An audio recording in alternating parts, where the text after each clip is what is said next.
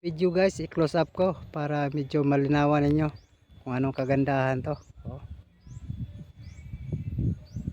Like and share at comment, mag-iwan ng bakas sa baba. Mga ka-idol, mga ka-followers, all videos, like and share and comment mga ka-idol.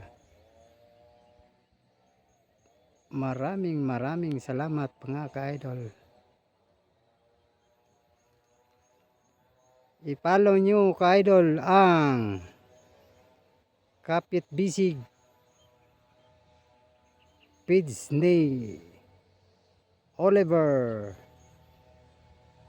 Legit Resbacker mga ka-idol, para magkaisa tayo, kapit pamilya.